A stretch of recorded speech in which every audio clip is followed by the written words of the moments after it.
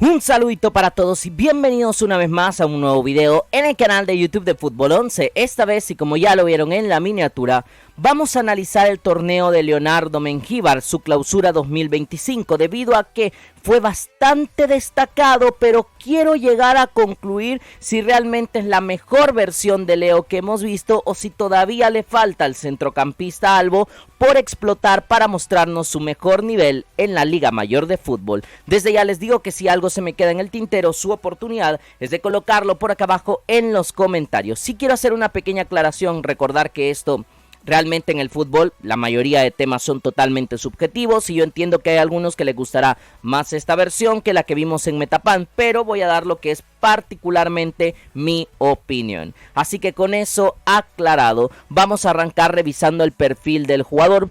A mí siempre me gusta esto para que tengamos claro de quién estamos hablando. Leonardo José Mengíbar Peñate, futbolista de 23 años que se desempeña como mediocampista ofensivo, entre paréntesis he puesto como 10 para que se entienda un poquito mejor, ¿no? Utiliza la posición, no solo el número, la posición de 10 en los salvos, en los salvos de la Alianza, con quienes quedó campeones del Clausura 2025. Además de ello, Leonardo Mengíbar es seleccionado nacional por El Salvador. De ahí también me parece que toma la importancia el analizarlo.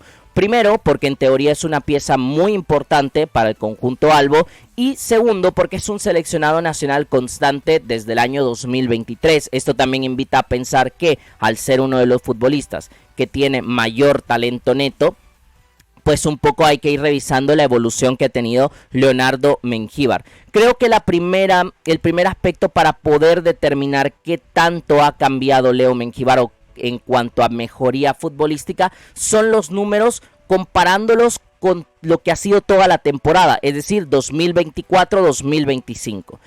La temporada en el 2024 tuvo 2 torneos, o 3 si lo quieres ver de esa manera, ya siendo muy específico, que son el Apertura 2024, la Copa Centroamericana y la Supercopa. Entre paréntesis van a tener todos los datos que son de Copa Centroamericana más Supercopa para Leo Mengíbar.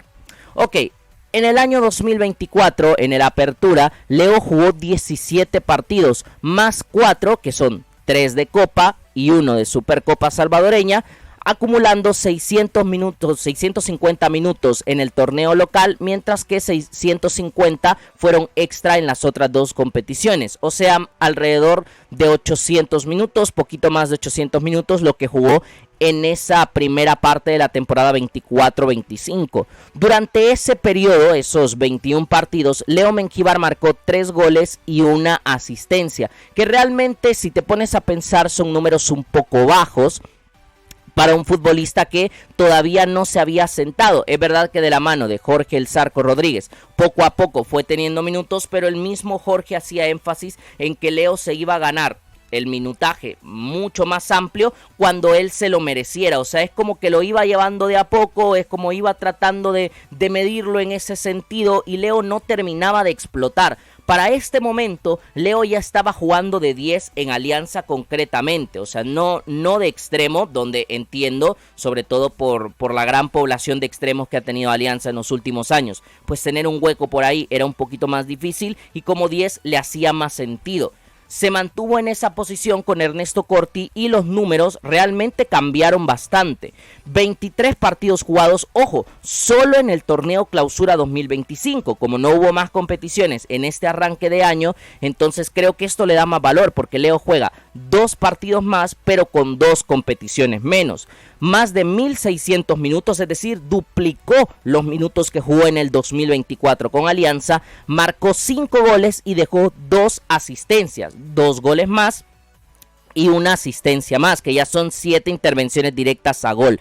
Creo que como media punta ya entre 7 a 10 es una cifra más que buena, más que aceptable, sobre todo teniendo en cuenta que solo es una competición. Sí, ahí sí se puede valorar un poquito más lo que ha hecho Leo. Creo que solo con los números podemos ver que sí hay una mejoría muy evidente. mejoría que para mí se traduce en dos cosas. Uno, en más confianza, porque evidentemente Leo ha podido jugar más, o sea, el hecho de que haya duplicado sus minutos, que a mí es la cifra que me parece más importante, indica que hay una mejoría en cuanto al tema mental, no solo del jugador, sino de cómo el entrenador también ha sabido confiar en él. Y por un segundo lado, creo que ahí existe un tema de liderazgo, de dar un paso hacia adelante. Leo había sido importante en la consecución del Clausura 2024, pero justamente en la etapa final todavía no había podido jugar mucho. Y ahora que sí le han dado más minutaje, yo creo que el mismo Leo ha entendido que debía levantar la mano, que debía volverse un líder, porque sin Marvin Monterrosa el equipo iba a necesitar, sí, de otra pieza para poder encontrar maneras para ser dominante, no igual que Marvin, porque, y yo esto siempre lo digo, es un error considerar que Leo ha sido un Marvin Monterrosa o que había un jugador que podía ser Marvin Monterrosa, porque no hay otro futbolista como él, sino que desde sus características, Leo ha sido un líder para el equipo. Ahora, mi gran pregunta, porque las estadísticas dejan claro que Leo ha mejorado, mi gran pregunta es, ¿realmente se ha adaptado a jugar por dentro? Esto insisto que empieza a generar ya un debate mucho más subjetivo, pero para mí sí hay una adaptación, hay una progresión de Leo en esta posición, arrancando desde que ha sabido integrar su desborde por dentro. Y creo, y muchas veces, sobre todo yo que veo bastante análisis del fútbol español, la pizarra de Quintana, ellos suelen hablar bastante de cómo el desborde por dentro se paga muy caro, porque hay muchos más futbolistas, porque es más difícil desordenar al equipo rival, es decir, el regatear por dentro tiene un valor bastante mayor que el regatear por fuera. No es que no sea importante regatear como extremo, pero que si lo logras hacer por dentro desequilibras mucho más, porque ahí tienes un entramado defensivo mejor parado para los equipos rivales, y yo creo que Leo lo ha podido integrar bastante bien. Es difícil porque también la misma evidencia creo que lo hace obvio, el tema de que hay más jugadores que están por dentro. Pero creo que poco a poco hemos visto un Leo que ha mejorado en este sentido. Obviamente, y como lo dije antes, sus cifras en primera división no son sus mejores cifras en general, porque ya llegaremos a eso, pero sí son sus mejores cifras con Alianza. Y esto tampoco me parece un dato menor. Jugó más partidos, jugó más minutos, tuvo más aportación en goles, tuvo más aportación en asistencias. O sea, todo indica que Leo ha encontrado su mejor versión en Alianza. Quiero puntualizarlo, en Alianza. Y también me parece que tiene mayor importancia en la obtención del título. Insisto que en el 2024, en el Clausura, también Leo dejó buenos detalles, pero varios de esos detalles solo los dejó al final. En el desarrollo nos hizo falta mucho, vamos a decir, mucho liderazgo, hizo falta vértigo por parte de Leo, y en este torneo Clausura 2025 desde el primer momento ha asumido mandos de incluso ser el plan B ofensivo de Alianza. Y yo creo que eso habla bien de un Leo Mengíbar que ha entendido su responsabilidad y que ha tratado de convivir mucho más con ello a lo largo de este torneo. Ahora bien, el hecho de que haya mejorado por dentro, que insisto, las estadísticas y creo que las sensaciones dejan bastante esto, no significa que sea su mejor posición, y por eso quiero que lo veamos desde una perspectiva de ventajas y desventajas. ¿Qué ventajas ha tenido Leo de jugar de 10 en este torneo? Que es que el primer escalón ofensivo es suyo, y a mí esto me parece evidente. Cuando Alianza ha podido jugar por bajo, cuando Narciso y Cristian Guardado han podido escalonar el juego, es decir, a través del juego, a ras de césped, poder activar a Leo, creo que se siente mucho más la importancia de Mengíbar, porque es uno de los principales recursos ofensivos, porque creo que tanto él como Juan Carlos Portillo eran los jugadores más activados de Alianza, un poquito más la cabrita que Leo, pero se hacía sentir el por qué era tan importante, porque muchas de las jugadas ofensivas pasaban por Leo. La otra ventaja es que tenía libertad de movilidad, y yo creo que esto es algo que Corti, si bien es cierto, le demanda algunos roles en específico en el equipo, pero le permite como 10 el poder colarse a las espaldas de los pivotes rivales, por momentos detectar cuándo debe de caer a banda. O sea, esa libertad de pensamiento y movimiento se la dio el técnico sudamericano. ¿Cuáles son las desventajas? Que creo, sobre todo por el accionar de Alianza, hubo muchos momentos en el torneo en el que Leo estuvo obligado a bajar a la base de la jugada. ¿Cuál es la base de la jugada? Esa zona de pivotes donde están Chicho y Christopher Guardado. Cuando el equipo no era capaz de sacar la pelota debido a la presión rival, Leo tenía que bajar muy cerca de ese doble pivote para tratar de sumar una línea de pase más y luego de eso poder llevar la jugada hacia adelante. Que creo que es algo que le afecta a Leo, porque Leo es un jugador, si quieres, más cerca del último tercio que del segundo, o si lo quieres ver así, dividido por cuartos, de los últimos 2 cuartos de cancha hacia adelante. Me parece que el retroceder no solo hacía que Leo tuviese demasiados metros hacia adelante por avanzar, sino que tampoco se podía encontrar cómodo porque en la base no le podía agregar vértigo. En la base lo que tenía que hacer era sumar pases y clarificar esa primera salida de Alianza, por lo tanto le afectaba bastante a las condiciones que entendemos a Leo. Y luego lo que decía, y me parece muy lógico, que hay más rivales para tratar de regatear. Evidentemente la calidad de Leo le permitía salir de muchas marcas, pero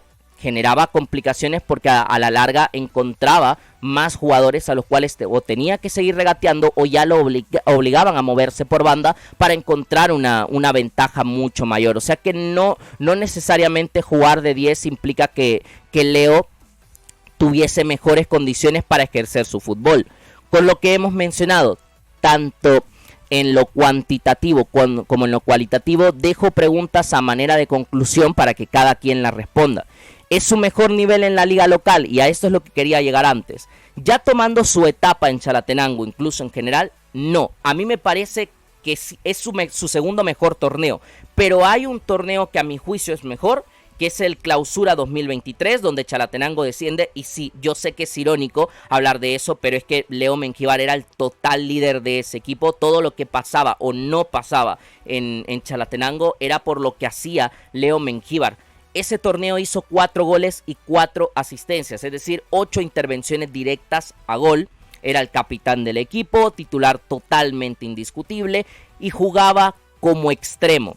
Izquierdo-derecho, por lo general jugaba más tirado a la izquierda, pero a ver, por cifras fue su mejor torneo, por sensaciones fue su mejor torneo. Deja que el highlight del golazo contra FAS, que al final es solo un highlight, lo sé, pero es el indicativo de lo que era Leo Mengíbar y de lo que sigue siendo. Mucho desparpajo, pero que por banda encontraba situaciones de mucha más ventaja para luego aprovechar eso y poder generar ocasiones de peligro de manera constante. ¿Eso significa que está lejos de ese nivel? No creo que esté tan lejos. Sí me parece que el hecho de jugar de 10 ha ralentizado un poco que volvamos a ver a ese Leo Mengíbar, pero definitivamente es el torneo donde más se ha acercado a esa versión de Chalatenango. Es decir, a una versión no solo positiva, sino dominante de su posición en la liga local.